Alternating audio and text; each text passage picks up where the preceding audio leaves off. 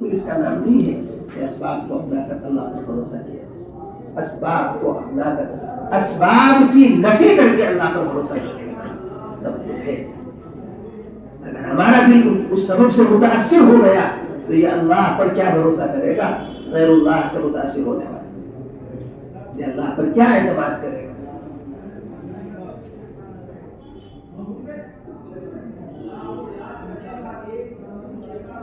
صحابی نے پوچھا اعقل و اتوکل، باندھو اور اللہ پر بھروسہ کرو؟ فرمایا اعقلها وتوکل علی اللہ، باندھو پھر اللہ پر بھروسہ کرو. کیا مطلب؟ باندھو پھر اس کی نفی کرو، اس سے نہیں ہوگا اللہ سے ہوگا. یہ ہے اللہ پر توکل کرنے کا مطلب. جو غیر سے متاثر ہے وہ اللہ پر بھروسہ کبھی نہیں کر سکتا. جو غیر سے متاثر ہے وہ اللہ پر بھروسہ نہیں کر سکتا. یہاں پر بات بہت صاف اور وضاحت کے ساتھ سمجھنے کی دو باتیں ہیں. ایک ہے اسباب کا استعمال اور ایک ہے اسباب کا تعصب. ایک ہے اسباب کا استعمال اور ایک ہے اسباب کا تعصب. یہ بات خوب سمجھ لینی چاہیے. اسباب کے استعمال کے احکام فقہاء نے لکھے ہیں. ان احکام کے مطابق اسباب کا استعمال کبھی فرض ہوگا، کبھی واجب ہوگا، کبھی سنت ہوگا، کبھی مباح ہوگا، کبھی مکروہ ہوگا، کبھی حرام، کبھی کیا ہوگا.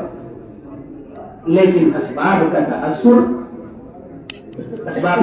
تعصب کسی بھی حال میں جائز نہیں ہے. اسباب کا تعصب ہر حال میں شرک. اسباب کا تعصب ہر حال میں. اسباب کا تعصب مؤثر حقیقی صرف اللہ کی ذات ہے، غیر اللہ. جو اسباب کا استعمال اس کے احکام فقہاء بتائیں گے. اور اسباب کا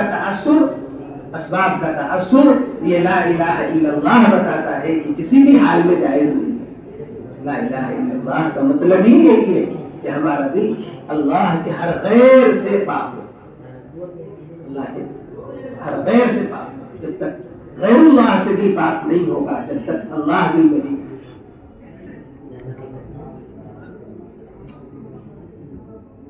لا الہ الا اللہ میں اللہ کا یقین سکھایا گیا ہے اور محمد رسول اللہ نے اسباب کا استعمال سکھایا گیا. اسباب کا استعمال سکھایا گیا. استعمال کبھی فرض ہوگا. اتنا کھانا جس سے جان بچ جائے اتنا کھانا فرض ہے. اگر یہ کھائے بغیر مر گیا اور یہ کہتا رہا کہ اللہ سے سب کچھ ہوتا ہے، ہم کھانا نہیں کھائیں گے چاہے مر جائیں، تو یہ مرتے ہی پیٹا جائے گا. اس لیے کہ اس نے اللہ کے فرض کو چھوڑا ہے. کیا کیا اس نے اللہ کے فرض کو چھوڑا ہے. ٹھیک ہے، جان بچانے والا اللہ ہے، موت دینے والا اللہ ہے، زندگی دینے والا اللہ ہے. اس کھانے سے جان نہیں بچے گی، اس پانی سے جان نہیں بچے گی. کھانا کھاتا کھاتا آدمی مر رہا ہے اور پانی پیتا پیتا آدمی مر رہا ہے. کھانا کھاتا کھاتا آدمی مر رہا ہے اور پانی پیتا پیتا. ایک نوجوان نے دیوبند میں 350 گولیاں کھائیں، 6-7 بوتلیں اور 350 گولیوں کے پتے اس کی چارپائی کے پاس پڑے ہوئے صبح کو. اور اس کا سر لٹکا ہوا، ہاتھ لٹکا ہوا اور جسم سارا نیلا پڑا ہوا. اور جب اسے ہاسپٹل لے کر کے گئے تو ایک قطرہ خون اس کے جسم میں نہیں رہ گیا. اور وہ 350 گولیاں ہوتی جس کی 2-4 گولیاں بھی جان لینے کی نہیں کھاتی. جس کی 2-4 گولیاں بھی. ہمارے سال امتحان کا زمانہ تھا، چھٹیوں کا زمانہ تھا. اس کا بھائی جو ہے سگا بھائی، گھر والے اس کا علاج کرانے کو تیار نہیں. گھر والے دنیا دار کہ کیوں ہم اپنا پیسہ ضائع کریں اس کے پیچھے، یہ مر جائے تو اچھا. ایک بھائی وقت لگانے والا، دعوت کا ساتھی، وہ ساتھی اس نے یہ کہا کہ ہم 3 بھائی ہیں، ایک بھائی کے حصے کی وراثت نہ صحیح. اگر یہ مر رہا ہے تو ہم اس کے مرتے مرتے ایک حصے وراثت اس کے اوپر لگائیں گے اور اپنے ماں باپ اور گھر والوں کو سب کے حال لگاؤ. اس نے پوری جان لگائی اس کے علاج میں اور اسی حال میں اس کو ہم چھوڑ کر کے اللہ کے راستے میں چلے گئے. اس سال ہمارا حیدرآباد کا سفر ہوا تھا. ہم پورے سفر میں یہ کہتے رہے کہ واپس جا کے اس کے موت کی خبر سنیں گے. پورے سفر میں ہم یہ کہتے رہے کہ واپس جا کر اس کے موت کی خبر سنی، اور واپس جب آئے چلے سے تو ہم نے دیوبند میں جا کے اس کی عیادت کی، اور وہ بالکل صحیح سالم تھا، اگرچہ ابھی بستر پہ تھا، اٹھنے کے قابل نہیں ہوا تھا، لیکن اٹھنا بیٹھنا تھوڑا بہت 2-4 قدم چلنا پھرنا شروع ہو چکا تھا، اور اس نے ہم سے عہد کیا کہ ہم چلنے کے لائق ہو جائے تو 4 دن لگے. ہم سے اس نے یہ عہد کیا کہ ہم چلنے کے لائق ہو جائے تو 4 مہینے لگے. ایک ہمارا ڈاکٹر صاحب ہمارے ضلع کے زمانے تک اعمال سے کٹے رہے، پھر ایک جوڑ تھا اس میں تشریف لے گئے، واپس لوٹ رہے تھے بائک سے اپنی سامان کے ساتھ، بائک سے وہ ایسا ان کے ساتھ حادثہ ہوا کہ وہ ٹرک کو کراس کرنے کے چکر میں سامنے سے دوسرا ٹرک آ گیا، دونوں کے بیچ میں ایسے پھنسے کہ وہ پھر آخر گرے اور ان کے سر کے اوپر سے پیچھے کا چکا گزر گیا، ان کے سر کے اوپر سے. لیکن اللہ بچانے والا، سر میں ہیلمٹ ہے تو اس نے ڈھکیل دیا باہر. ایسا خطرناک منظر ان کے ساتھ پیش آیا، اور پاؤں کا یہ تلوا جو ہے ڈھال کٹ کر کے نیچے لٹک گئی. اس کے علاوہ پورے جسم میں ایک خراش نہیں، ایک ٹوٹا نہیں، ایک پھٹا نہیں. صبح کو اگلے دن 1-2 دن کے بعد ہمارے امیر صاحب اور ہم چند لوگ گئے ان کی عیادت کے لیے. بہت ہی صرف شرمندہ، چونکہ ایک زمانے سے اعمال سے الگ تھے، اور پھر اس کے بعد جوڑ میں گئے اور واپسی میں یہ حادثہ ہوا، تو بہت شرمندہ ہم لوگوں کے جانے پر کہ آپ کو پتہ چل گئی آپ آ گئے. اور پھر کہنے لگے کہ ہمیں سمجھ میں آ گیا ہے کہ ہمیں اللہ نے دوبارہ زندگی کیوں دی. اور پھر زخم کے پورے طرح سے صحیح ہونے سے پہلے جب لگڑا کے چلنا شروع کیا تو 4 مہینے کے لیے وہ بستر لے کر نکلے. اتنے بڑے حادثے سے بچ کر کے بعافیت نکل آنے والا، رات میں عشاء کی نماز پڑھائی، فجر کی نماز پڑھائی، اپنی مسجد میں نماز پڑھاتے تھے جب رہتے تھے.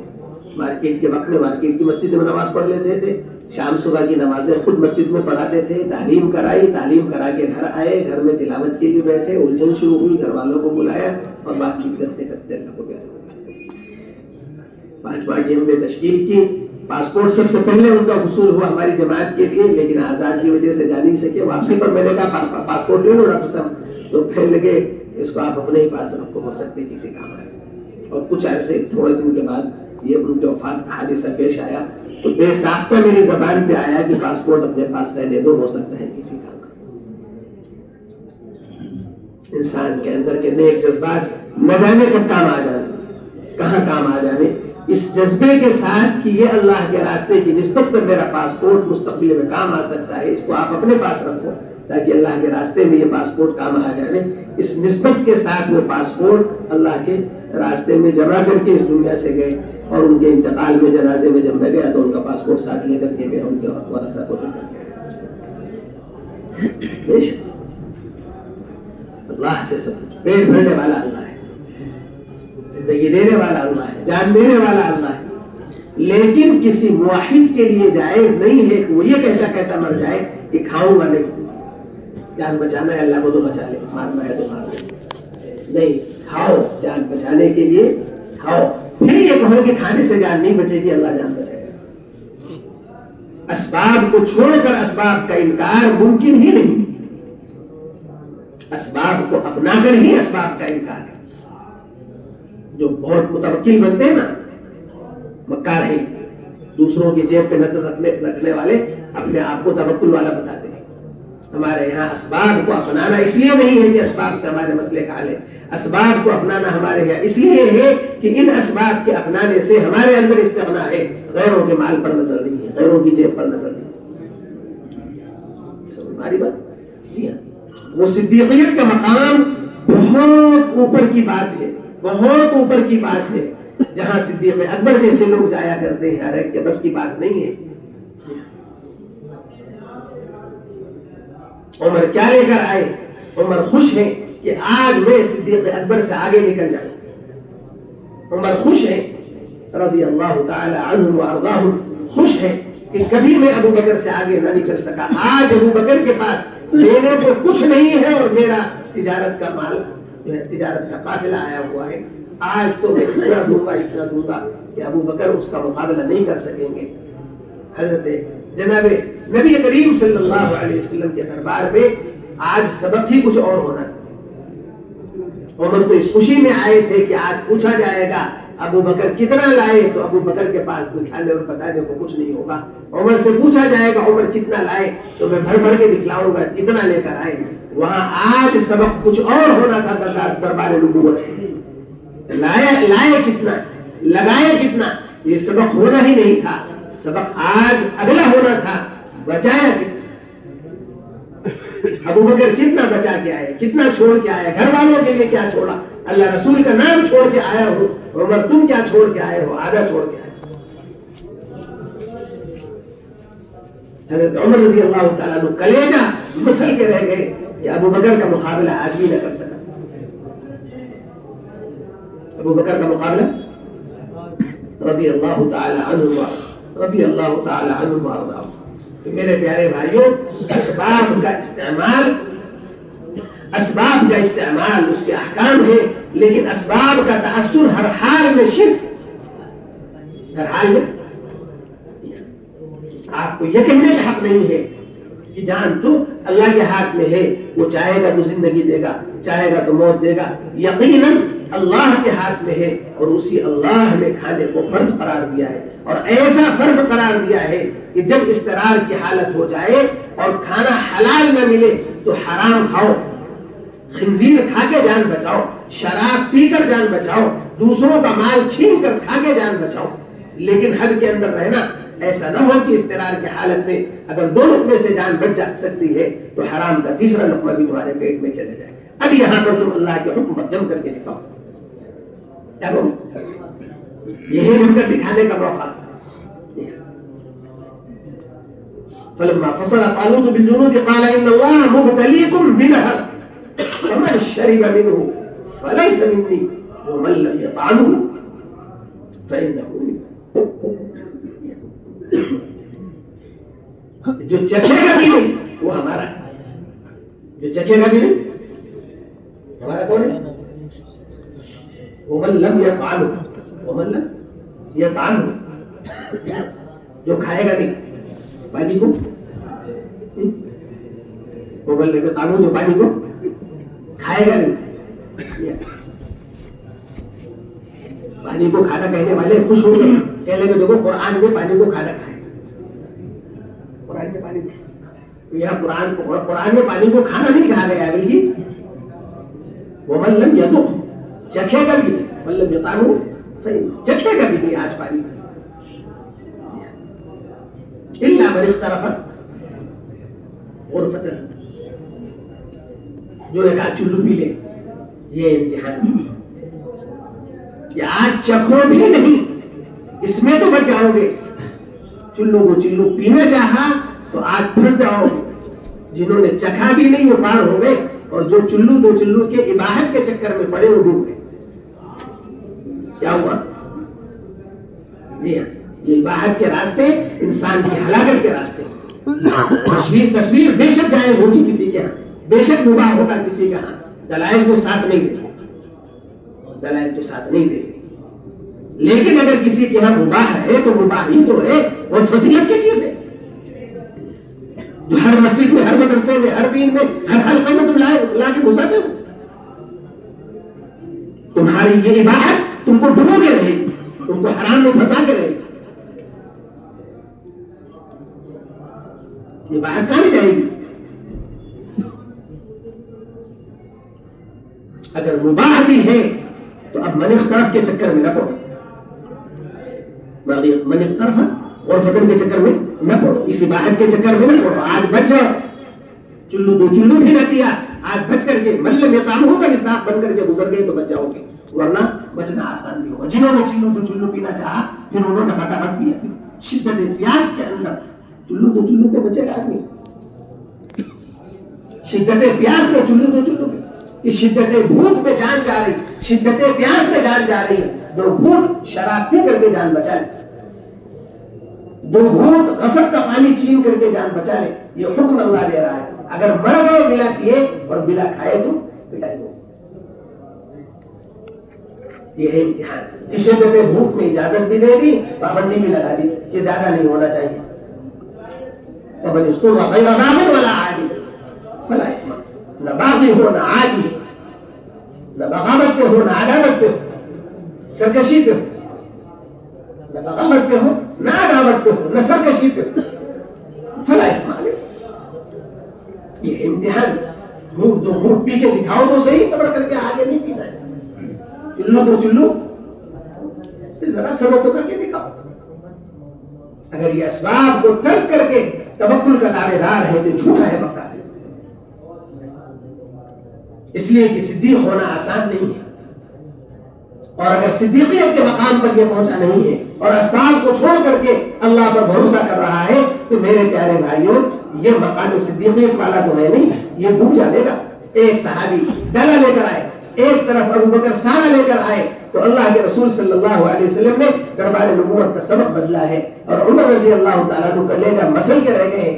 وہی ایک موقع ہے جس موقع کے اوپر ایک ڈلا لے کر آیا ہے کوئی سونے کا، اور آ کر کے پیش کیا ہے اور کہہ رہا ہے اللہ کے رسول بس میرے پاس جو کچھ ہے وہ یہی ہے. اللہ کے رسول صلی اللہ علیہ وسلم نے ایسا پھینک کے وہ ڈلا مارا ہے کہ اگر وہ دیوار پہ لگنے کے بجائے سر پہ لگتا تو اس کا سر پڑ جاتا.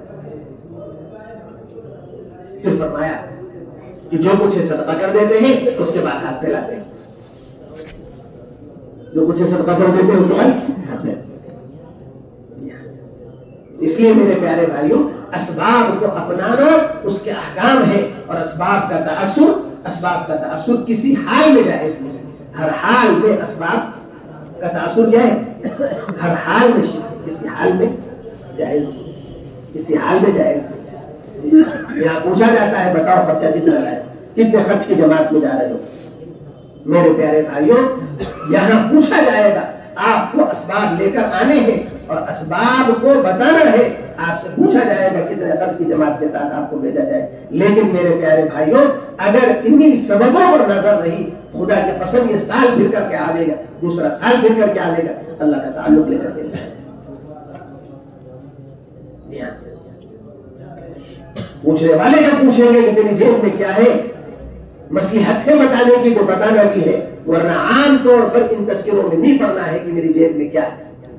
اس لیے کہ یہ تذکرہ بھی تاثیر سے خالی نہیں. ان نکمے لوگوں کو گننا بھی انسان کے دل کو گندا کرتا ہے. اس لیے کبھی بھی محبت کی نظروں سے ان لوگوں کو نہیں دیکھنا چاہیے. اس دنیا کو محبت کی نظروں سے، تعصب کی نظروں سے نہیں دیکھنا چاہیے، محبت کی نظروں سے نہیں دیکھنا چاہیے. کبھی گننا بھی پڑے تو گندگی جیسے انسان گندگی کو چھوتا ہے مجبوری میں گندگی کو صاف کرنے کے لیے، ایسے مجبوری میں اپنی انگلیوں کو استعمال کر رہا ہے تو اس کے تأثر سے بچے گا اور اس نکمی دنیا کی تاثیر سے بچے گا. اور اگر محبت کی نظروں سے دیکھ کر کے یہ گنتا ہے تو اس کا دل متاثر ہوئے بغیر نہیں رہے. اس دنیا کی گندگی اس کے دل پر مؤثر ہو کر کے رہے، اس کا دل دنیا کی گندگی سے متاثر ہو کر کے. اللہ میری بھی حفاظت فرما دے. کہنا آسان ہے، سننا آسان ہے، بولنا آسان ہے. اس لیے جہاں تک ہو سکے بلا ضرورت اس کا تذکرہ بھی نہیں ہونا ہے. فرمایا آقا صلی اللہ علیہ وسلم نے خرچ تو کرو گن گن کے، ضرورت کے وقت احتیاط کے ساتھ. بچا کتنا ہے کبھی پلٹ کے مت دیکھنا ورنہ برکت چلی جائے. تنو منو ایک تھیلی سے کھجور کھائی ابو ہریرہ رضی اللہ تعالیٰ عنہ. خیال ہی آ گیا دل میں کہ دیکھیں کئے دانے ہیں، تو جتنے دانے گنے تھے اتنے ہی کھا کر کے ختم ہو گئے، ورنہ چلتا رہتا سلسلہ، نہ جانے کب تک کھاتے رہتے. تنو منو کھایا منو کے حساب سے ایک چھوٹی سی تھیلی اللہ کے رسول صلی اللہ علیہ وسلم کی دی گئی، اس میں سے کھاتے رہے کھاتے رہے کھاتے رہے. خیال آیا داؤ میں کیا دانے تو بس اس کے بعد ختم ہو گئی. اسباب کا استعمال اپنی جگہ ہے، اسباب کا تأثر کسی حال میں جائے.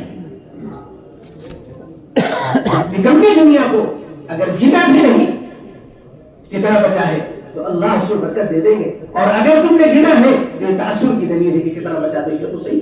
اتنے لمبے سفر میں جا رہے ہیں کتنا بچا ہوا ہے، یہ تأثر کی دلیل ہے. تمہارے اندر کا یہ تأثر اس کی برکت تو اٹھائے.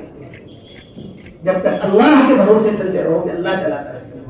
اس لیے جتنے یہ سال والے دوسرے سال والے میرے پیارے بھائیوں تمہارا سال ان پیسوں سے نہیں لگے گا، اللہ کی طاقت سے لگے گا. اللہ کی قدرت سے لگے گا, اللہ کے خزانوں سے لگے گا. میرے پیارے بھائیوں, اگر تم ان پیسوں کی بنیاد پہ چل رہے ہو تو اللہ کا تعلق لے کر نہیں آؤ. صاحب کہہ رہا ہوں, جی میرے پاس تو اتنے ہی ہے, میرے پاس تو اتنے ہی کا کوئی مطلب نہیں, میرے پاس تو نہیں, اللہ کے خزانے میں ہے, اللہ کے خزانے سے لیتا رہوں گا, اللہ کے خزانے سے لیتا رہوں گا, اللہ سے کہتا رہوں گا, اللہ کے خزانوں سے لیتا رہوں گا, اللہ سے لیتا رہوں گا, اللہ کے خزانوں سے لیتا رہوں گا, اللہ سے فیصلہ کراتا رہوں گا انشاءاللہ. اس کے لیے میرے پیارے بھائیوں یہ لا الہ الا اللہ کی محنت ہے, یہ لا الہ الا اللہ کی, اور جب تک لا الہ الا اللہ خالص بن کر اندر نہیں اترے گا محمد رسول اللہ والی زندگی سے استفادہ نہیں ہوگا. یہ نمازیں پڑھے گا, نمازوں سے استفادہ نہیں کر سکے گا, یہ روزے رکھے گا, روزوں سے استفادہ نہیں کر سکے گا, یہ حج کرے گا, حج سے استفادہ نہیں کر سکے گا, یہ زکات دے گا, زکات سے استفادہ نہیں کر سکے گا, جب تک اندر لا الہ الا اللہ خالص نہیں ہوگا محمد رسول اللہ نافع نہیں ہوگا. دین کی شکلوں سے استفادہ ہی نہیں کرے گا. اس لیے میرے پیارے بھائیوں, اللہ کے خزانوں سے اگر لینا ہے تو اللہ کے غیر کو دل سے نکالنا پڑے گا, اللہ کے غیر کو. اور اس کے لیے سب سے پہلی بات یہ کہ میرا حال کسی پر ظاہر نہ ہو, میرا حال کسی پر نہیں ہے. یحسبهم الجاہل اغنیاء, جاہل ان کو غنی سمجھتا ہے. یہ نہیں کہ میں تو بڑا غریب ہوں اور میرا تو یہ حال ہے, میرا تو وہ حال ہے, میں تو مر گیا اور میں تو جی گیا اور دنیا پر کا نہیں.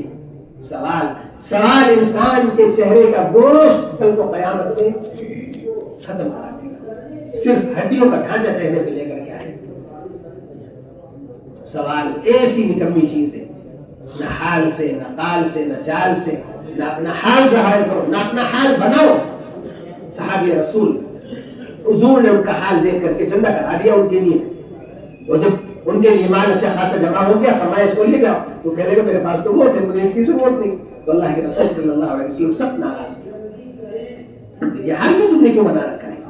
ان اللہ لا يحب ان يرى اثر الري على عبد, اللہ اپنے بندے پر نعمت کے اثرات کو دیکھنا پسند کرتے ہیں. اور اگر کسی کے پاس نعمت نہیں ہے تو بھی نعمت کا اظہار کر کے رہو, یہ نہیں کہ ہائے میں تو مر گیا, ہائے تو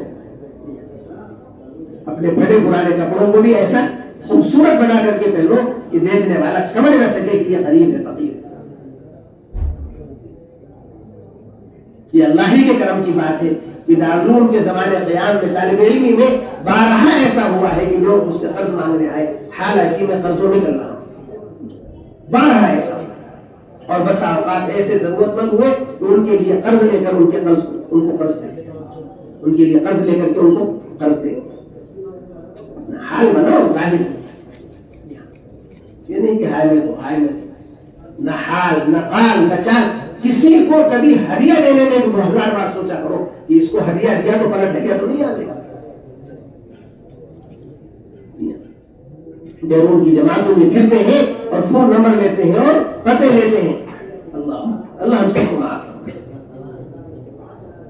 کبھی ان مہمانوں کو 1000 بار سوچو کہ ہم ہدیہ ان کو دیں گے نہ دیں, تم اتنا دو گے وہ اتنا دیں گے. اس لیے کبھی ایسے مہمانوں کو ہدیہ بھی نہیں دینا چاہیے. ہدیہ سنت ہے, تحاد و تحابو, تحاد و تحابو نہیں ہے بلکہ یہ تو سوال ہے. یہ تحاد و تحابو نہیں ہے, یہ سوال ہے, صورت سوال ہے. جی ہاں ماشاءاللہ قلم تمہاری بڑی خوبصورت لگ رہی ہے, کہاں سے خریدا؟ تو بے غیرت ہوگا وہ اپنی جیب میں رکھے گا, غیرت مند ہوگا تمہاری جیب میں رکھے گا, اس قلم کو کبھی اپنی جیب میں نہیں رکھے گا.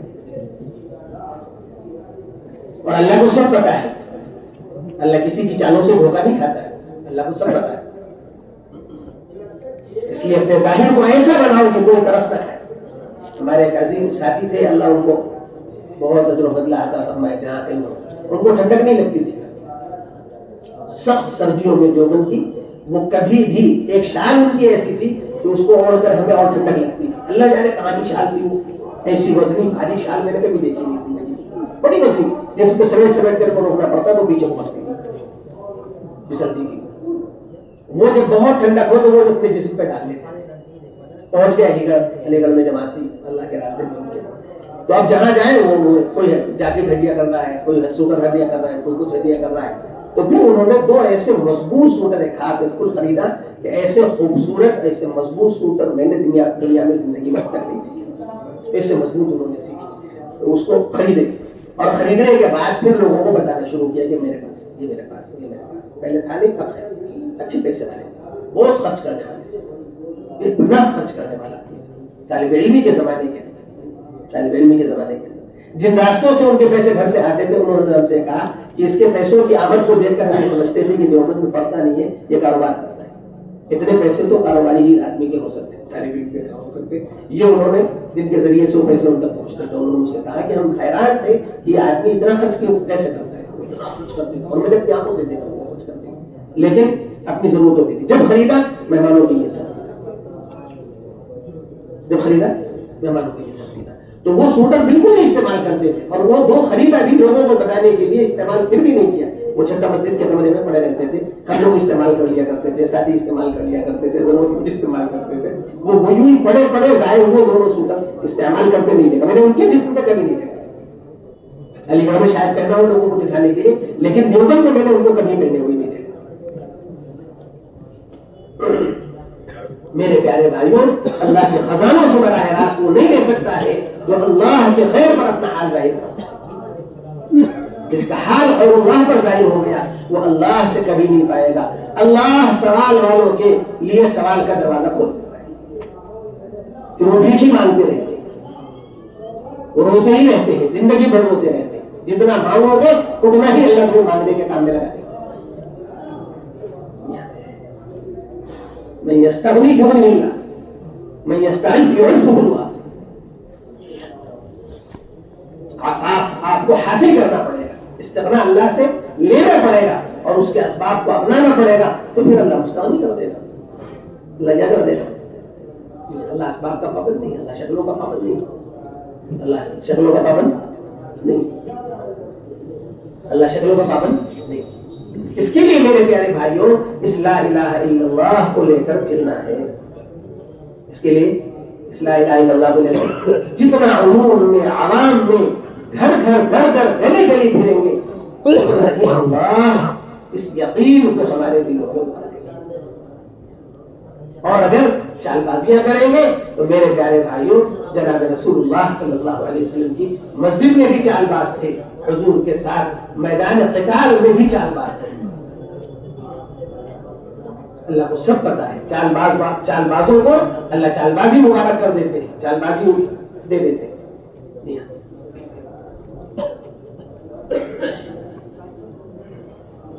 میں یہ تولا یولی کیا ہے، وہ آیت پڑھو ذرا سے.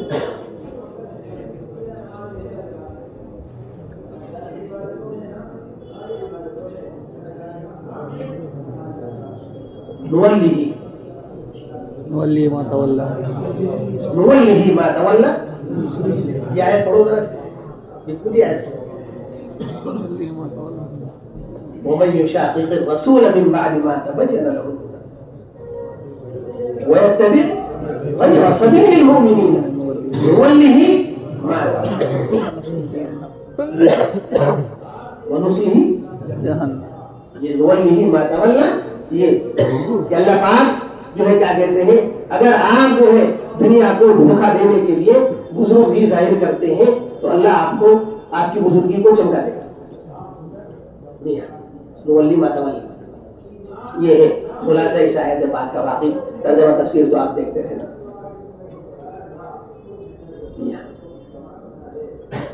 بزرگی آپ کی چمکا دے گا، کاروبار آپ کا چلا دے گا اللہ. لیکن آخرت بہت بھاری پڑ جائے گی. اللہ پاک چال بازیوں کو جانتے ہیں. اس لیے میرے پیارے بھائیوں بہت صاف ستھری بات ہے، بہت ہی صاف ستھری بات ہے. آپ اللہ کے راستے میں نکلنے کے زمانے میں جتنا اپنے نفس کی تقاضوں کے خلاف، اپنی چاہت کے تقاضوں کے خلاف، نفس کی ناگواریوں کے ساتھ اپنے آپ کو عموم اور عوام کے اندر چلاؤ گے، جتنا عمومی گشتوں میں، عمومی تعلیم کے حلقوں میں اپنے آپ کو مجبور کر کے استعمال کرو گے، اللہ کا تعلق پیدا ہوگا, اللہ کا تعلق بڑھے گا. ہوشیاری کرو گے, اللہ تمہاری ہوشیاریوں کو چمکائے گا. نور ایمان والا, پھر کیا ہوگا؟ وہ مسلم جہنم, مسلم ومن يشاقق الرسول من بعد ما تبين له الهدى ويتبع غير سبيل المؤمنين نولي ما تولى ونصليه جهنم. بہت سمجھنے کی بات ہے میرے پیارے. اس لیے نیتیں کرو کہ اپنے خروج کو خالص اللہ کے لیے بنائیں گے, اور نفس کے مجاہدوں کے ساتھ تعلیم کے عمومی حلقوں میں, گشت کی عمومی محنتوں میں اپنے آپ کو لگائیں گے, تشکیلوں میں, وصولیابیوں میں گریں گے انشاءاللہ. اللہ مجھے بھی اس کی توفیق عطا فرما دے. مصیبت تو یہ ہے نفس ایسا حیلہ باز ہے, اللہ معاف فرما دے. عمومی گشت میں اول تو ہم پرانے ہیں, ہماری ہمیں کیا ضرورت ہے, ہم اتنے پرانے ہو گئے کہ ماشاءاللہ ہمیں ضرورت ہی نہیں رہے گی.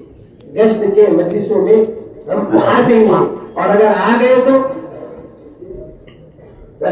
تو متکلم کون ہو, امیر کون ہو, رہبر کون ہو, ایک دم بزرگ خالص اللہ کے لیے سب چکائے. درمیانی بات کس کی ہو, درمیانی بات کس کی ہو؟ میں آپ کا عیب نہیں بیان کر رہا ہوں, تو میں اپنا عیب بیان کر رہا ہوں, میں اپنا حال کہہ رہا ہوں. اللہ معاف فرمائے, ہمارے نفس کے تقاضے یہی. لیکن میرے پیارے بھائیوں, اللہ کو سب پتہ ہے, اللہ کو. اس لیے عمومی گشتوں میں, تعلیم کے عمومی حلقوں میں یہ دو عمل ایسے ہیں, ان عملوں میں کوئی سمجھوتا کبھی نہیں ہونا چاہیے اللہ کے راستے میں نکلنے کے زمانے. ان دو عملوں میں پوری جماعت یکسو ہو کر کے تعلیم میں. بے شک ہمارے یہاں دعوت ہر عمل پر مقدم ہے, لیکن دعوت کے تقاضے ہو تو یقیناً مقدم کیا جائے گا. یہ نہیں کہ ہر وقت تقاضے پیدا کر لیں تاکہ تعلیم میں نہ بیٹھنا پڑے. سمجھداری بات نہیں بھائی, جی ہاں, تقاضے پیش آنا اور بات ہے, اور تقاضوں کو گھڑنا اور بنانا اور بات ہے. تعلیم کے حلقے میں بیٹھے ہوئے کوئی پرانا ساتھی نظر آ گیا مقام کا, اور ماشاءاللہ طبیعت اندر سے کہ چلو چھٹی ملی تعلیم سے, اسے لے کر الگ بیٹھ گئے, اسے لے کر کے تقاضے پیدا کر لیے, اسے لے کر کے ملاقاتوں میں چلے گئے. خصوصی ملاقاتوں میں جی لگتا ہے, خصوصی ملاقاتوں میں جی لگتا ہے.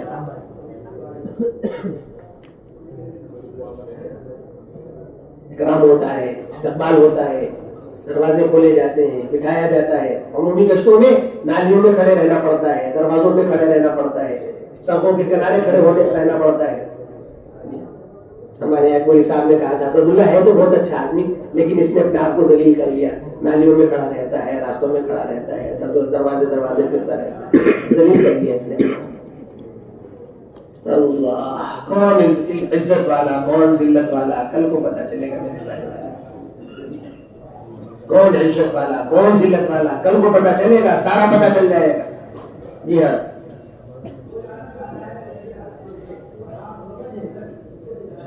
لَيُخْرِجَنَّ الْأَعَزُّ مِنْهَا الْأَذَلَّ. اللہ کہتا ہے وَلِلَّهِ الْعِزَّةُ وَلِرَسُولِهِ وَلِلْمُؤْمِنِينَ وَلَكِنَّ الْمُنَافِقِينَ, ایک بار کہا لا يفقهون, ایک بار کہا لا يعلمون. یہ جانتے نہیں اور یہ سمجھتے ہیں. یہ کیا جانے عزت ذلت کیا ہے. عزت ذلت کا معیار ہو ہلا لوگوں نے بنا رکھا ہے, ہو ہلا کو عزت ذلت کا معیار بنا رکھا ہے. یہ ہو ہلا کل کو قیامت میں ایسی پٹائی کروائے گا کہ بس اللہ میری بھی حفاظت فرمائے گا. اپنے آپ کو فنا کرو, مٹاؤ. صحابہ اپنی قربانیوں کو ایسے چھپاتے تھے کہ اگر زبان پہ آ جاتے تو انتہائی ناگواری کا احساس ان کے چہرے سے ظاہر ہوتا تھا کہ آخر میں نے اپنی قربانی کو اللہ کے غیر کے سامنے کیوں ظاہر کیا.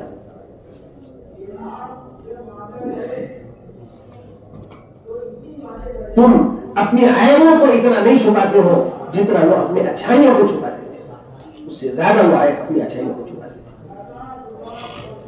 اکرام کا کمال یہ ہے, اکرام کا کمال یہ ہے کہ دوسروں کی برائی میں اچھائی ڈھونڈنے والا بن جائے, اور اخلاص کا کمال یہ ہے کہ اپنی اچھائیوں میں بھی برائی ڈھونڈنے والا بن جائے. اخلاص کا کمال کیا ہے؟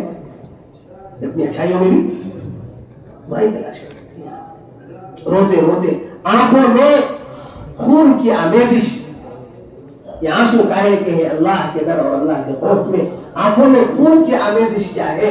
اس ڈر اور خوف میں کہ کہیں یہ رونا نفاق کا رونا، کہیں رونا نفاق کا رونا، اپنے اچھائیوں میں بھی برائیاں تلاش کرنا اور دوسروں کی برائیوں میں بھی اچھائیاں تلاش کرنا، چوری کی ہاتھ کٹا، چوری کی پاؤں کٹا، چوری کی سولی پہ لٹکایا گیا، لاش لگتی ہوئی اللہ والے کا گزر سے ہوا، کسی سے پوچھے کس کی لاش ہے؟ کہ ایسا چور تھا، بدماش تھا، کیا سولی پہ چڑھ گیا، قریب گئے اس کے پیروں کو چوما، کسی نے کہا حضرت یہ کیا کر رہے ہیں؟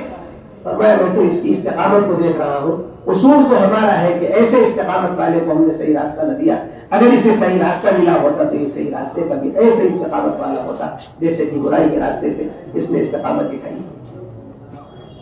برائیوں میں بھی اچھائیاں تلاش کرنا دوسروں کی، اور اپنی اچھائیوں میں بھی برائیاں تلاش کرنا۔ اکرام کا کمال یہ ہے کہ دوسروں کی برائیوں میں بھی اچھائیاں تلاش کرے، اخلاص کا کمال یہ ہے کہ اپنی اچھائیوں میں بھی برائیاں تلاش کرے۔ اللہ ہم سب کو سمجھنے کی توفیق عطا فرمائے۔ میرے پیارے بھائیوں، سب نیتیں کریں گے انشاءاللہ، ہم اس کلمے کو لے کر امت کے عموم اور عوام کے اندر پھریں گے انشاءاللہ، اور جاننے کو چاہیں گے، اپنے آپ کو تعلیم اور عمومی گشتوں میں پھرائیں گے انشاءاللہ، تعلیم کے حلقوں میں تھکائیں گے اپنے آپ کو انشاءاللہ، ٹھیک ہے نا انشاءاللہ۔ اور جب تک ہمارا یہاں قیام ہے، فجر کے بیان سے لے کر عصر عشاء کی تعلیم تک سارے عملوں میں اہتمام کے ساتھ آئیں گے۔ اسی طریقے سے ہمارے جتنے علماء ہیں انہیں یہ پتا ہو یہاں کے 24 گھنٹے کے اعمال کیا کیا ہیں، فجر کے عمل میں روزانہ اہتمام کے ساتھ 10 بجے سے جو اعمال ہیں ان عملوں میں بدل کے، ظہر کے بعد جو اعمال ہیں ان میں بدل کے، عصر کے بعد جو اعمال ہیں ان میں بدل کے، مغرب کے بعد جو اعمال ہیں ان میں بدل کے، عشاء کے بعد حیات الصحابہ کی تعلیم میں اہتمام کے ساتھ سارے عملوں میں ہمارے علماء کی اس طرح سے شرکت ہو رہی ہو کہ وہ یہاں کے سارے اعمال سے گزر رہے ہوں، ان کو جان رہے ہوں۔ آپ ساری دنیا میں پھریں گے اور یہاں کے ترجمان بن کر کے پھریں گے، آپ کو پتہ نہیں یہاں کا کیا ہوتا ہے، تو آپ کیا یہاں سے جوڑیں گے لوگوں کو؟ جی ضروری ہے۔ اسی طریقے سے ہماری ساری دعوت کو سمجھنا، مردوں کی ساری محنت کو، عورتوں کی ساری محنت کو، بچوں کی ساری تعلیم و تربیت کی چیز کو، اور طلباء کی جو ہے مدارس کی محنتوں کو، اسکول کی محنتوں کو خوب اچھی طریقے سے، ہر عمل کی ساری شرطوں کو، قواعد کو اچھی طریقے سے سمجھنا اور پوری بات کو لینا اور پوری بات کو لے کر کے دنیا میں کریں گے انشاءاللہ۔ اللہ توفیق عطا فرمائے۔ کچھ اعلان کریں گے ہمارے بھائی لوگ، ان کا اعلان سنیں۔